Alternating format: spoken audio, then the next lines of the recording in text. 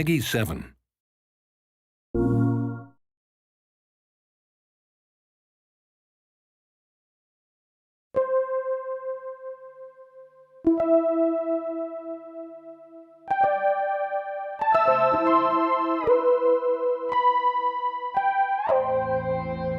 From day one, it's definitely been like sci-fi book covers. The colourful worlds you'd see on the front of like Asimov or Clarke, so people like Chris Foss or John Harris, those kind of artists that would create these kind of science fiction worlds that, I want to go there, I want to explore that world, and that's kind of the visual, the kind of vibe we're trying to get with No Man's Sky.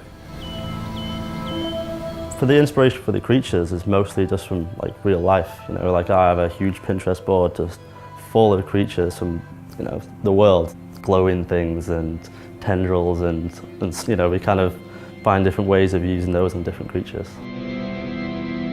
As you get close to the centre, things become a little bit more unsettling and things start to become unusual. That's how we keep that sense of progression that you want to keep going to the next planet, because for me, when I'm playing the game, that's always what I'm doing. I want to get to the next planet just to see, what weird thing am I going to see next. The sci-fi of the 60s and 70s, something like Chris Foss, right? His ships are always what I would call bloated. They're sort of illogical when you look at them. They could never have landed because they've got these round bottoms and stuff like that. We actually have to make it work. So we're trying to take these ideas and these crazy, vibrant colors, and we're trying to make it into something that's real, that you could actually walk around, that would be good for like gameplay purposes. I think that's the No Man's Sky style. It's kind of artistic and, it looks a little bit painterly, but you can hopefully feel like it's a real place. There's some sense of reality and scale that makes sense. When the guys, because originally there were 4 of the guys, kind of putting together the very base structure of the game, when they started talking about creating a procedural game, it's pretty much the first time that I'd heard that word used so frequently, It's the first time I've done any procedural art. You get much more value for the individual parts you make. You're not making a part and then that's it. That part gets used on loads of different creatures or ships and stuff. Basically, you have to have the bigger picture in mind at all times, because you might be making a tiny piece of a creature or an NPC, say an ear or something like that, but that ear could show up on any creature, at any point in the game. It's definitely been a big learning process, but it's just so interesting to see all the kind of things that it comes up with, creatures that we didn't think would be flying around or walking on 2 feet, and you just, you'd never, as an artist, be like, oh, I'm just going to make this creature do this, but it's just really interesting to see all the variation.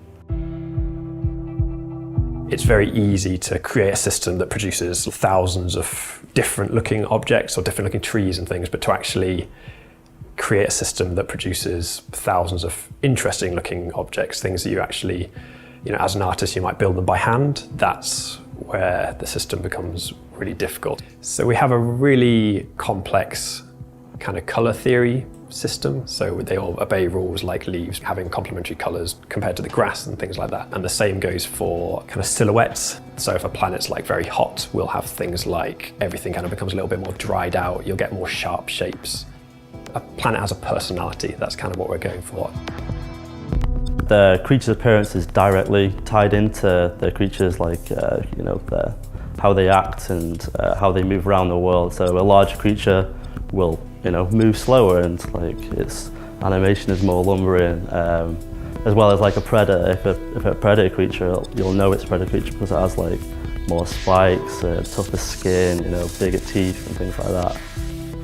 Everything we make in No Man's Sky comes from a foundation, so we'll have a set of blueprints, and because we're all adding to these blueprints, it means that I'll not only see results that I didn't expect from a procedural system, but also, Jake might have been involved, so suddenly, I'll see some of Jake's things, and it's really cool from that point of view. Grant and Sean, they both are constantly sat next to us, basically. We're quite a small studio. Their art direction really keeps us on target, and keeps us consistent. It's quite nice. They give us the freedom to kind of make things ourselves, but if there's something they know they want in a particular way, it's nice to just be able to hassle them and say, is this what you want? And it's a lot of back and forth like that. If you're working on anything creative, you instantly lose perspective. I find it all the time, just doing my own work, So I think that's what me and Grant, to a larger extent, are there for, to just kind of keep that perspective, keep that fresh set of eyes. We definitely have a vision, but I think that's shared by all the team.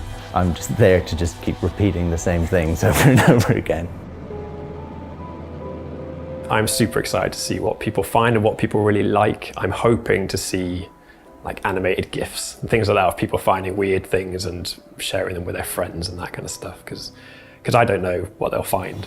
At this stage of a project, usually you'll know the game inside out, you'll know every single piece of artwork, you'll be ready for it to release. And at this stage in No Man's Sky, we are still landing on planets and still meeting a creature or seeing a planet and being like, wow.